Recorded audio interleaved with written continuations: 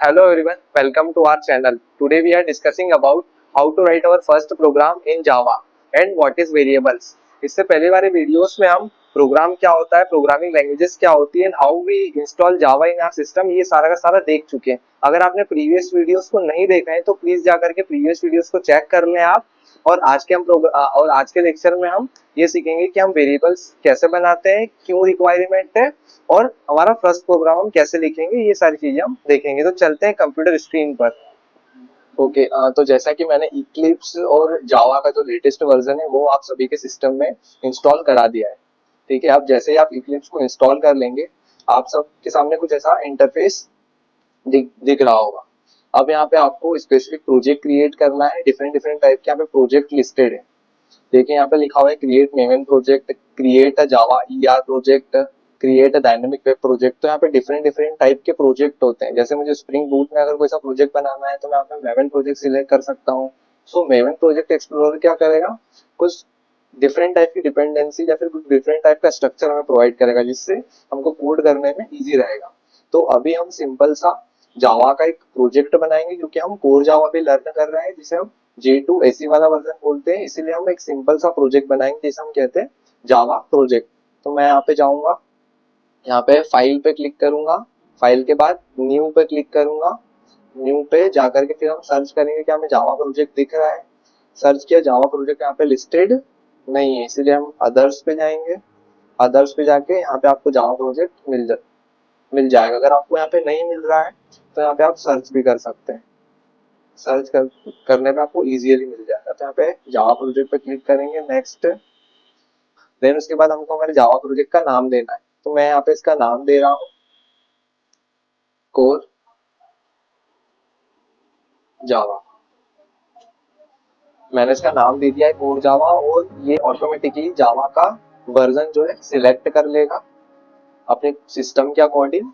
और यहाँ पे हमारा सक्सेसफुली जो है प्रोजेक्ट क्रिएट हो गया है कोर जावा का. यहाँ पे आप देख रहे होंगे मेरा सिस्टम अभी एसी वाला 21st वर्जन यहाँ पे यूज कर रहा है.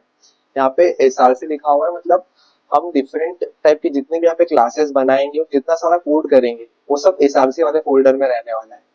तो यहाँ पे मैं क्लिक कर देता हूँ. एक मॉड्यूल ऑलरेडी बना हुआ है तो इसके अंदर एसआरसी के अंदर अब हमें हमारा फर्स्ट प्रोग्राम अगर लिखना है तो यहाँ पे हम राइट क्लिक करेंगे.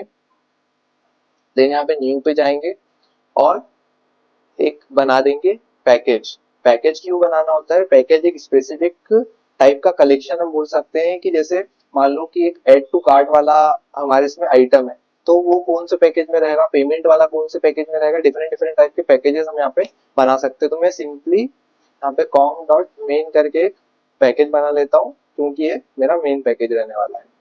देखिए सक्सेसफुली कॉम डॉट मेन करके यहाँ पे पैकेज शो हो रहा है. अब इसके अंदर अपन एक सिंपल सी जावा क्लास बनाते हैं. ठीक है, अब ये क्लास क्या होती है और ऑब्जेक्ट क्या होता है, इन सब टर्म्स का हम यूज करेंगे.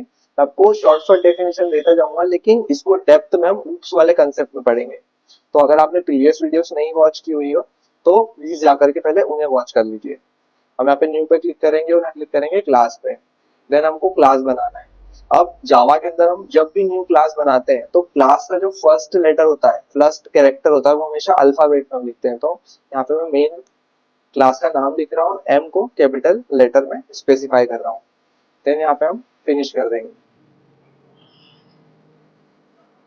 ठीक है, अब यहाँ पे पैकेज शो हो रहा है, पैकेज कॉम डॉट मेन, और यहाँ पे शो रहा है पब्लिक क्लास मेन. पब्लिक यहाँ पे एक एक्सेस मॉडिफायर है. इसका सिंपल सा मीनिंग यही होता है कि ये क्लास कहीं पे भी एक्सेसिबल है, कोई भी इसे एक्सेस कर सकता है.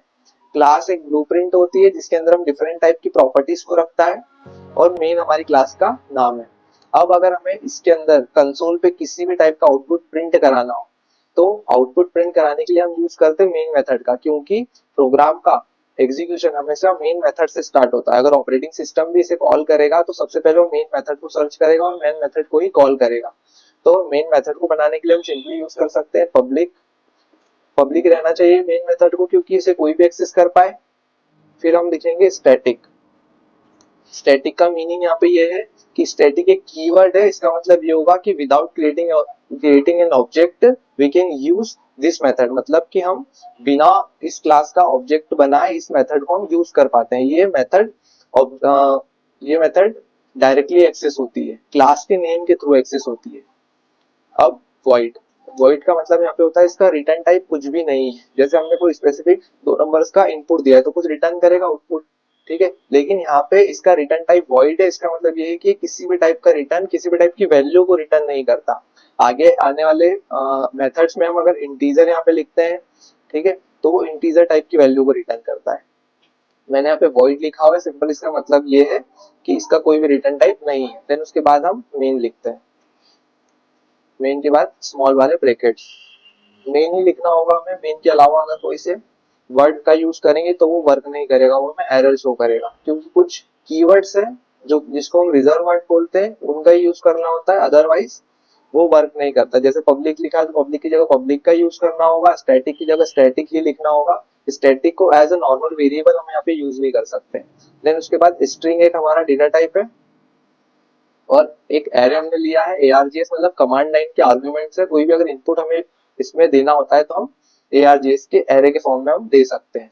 देन ये हमारी मेन मेथड बन गई। अब हमें कंसोल पे किसी भी टाइप की वैल्यू को अगर प्रिंट करना है या फिर कोई स्ट्रिंग प्रिंट करना है तो उसके लिए हम यहाँ पे लिखते हैं system dot out dot print L. Print L के अंदर हम स्ट्रिंग पास करा सकते हैं या फिर इंटीजर की वैल्यू पास करा सकते हैं, कोई सी भी वैल्यू पास करा सकते हैं। अभी के लिए मैं यहाँ पे प्रिंट करा रहा हूँ लॉजिकल सॉफ्टेक प्राइवेट लिमिटेड, और ये मेरी स्ट्रिंग बन के कंप्लीट हो गई। अगर हमें इसको रन करना है तो हम यहाँ पे सिंपली क्या करेंगे, राइट क्लिक करेंगे, रन एज पे जाएंगे, रन एज जावा एप्लीकेशन, और क्लिक कर देंगे। तो ये देख लिया सक्सेसफुली लॉजिकल सॉफ्टेक हमारा यहाँ पे प्रिंट हो रहा है। ऐसे करके हम नंबर्स की वैल्यू, फ्लोटिंग पॉइंट की वैल्यू, और अदर टाइप की वैल्यू, कैरेक्टर्स को भी प्रिंट कर सकते हैं। तो ये था हमारा मेन मेथड के अंदर हमारा फर्स्ट कोड, कि हम फर्स्ट कोड कैसे लिखते हैं, उसमें क्या क्या डेफिनेशंस लिखनी होती है हमें। अब आगे आने वाले लेक्चर्स में वेरिएबल्स, डेटा टाइप्स और ऑपरेटर्स को पढ़ेंगे, कैसे हम मैथमेटिकल कैलकुलेशंस परफॉर्म करते हैं हमारे कोड के अंदर। देन हम आगे की चीजें डिस्कस करेंगे। Thank you very much for watching this video.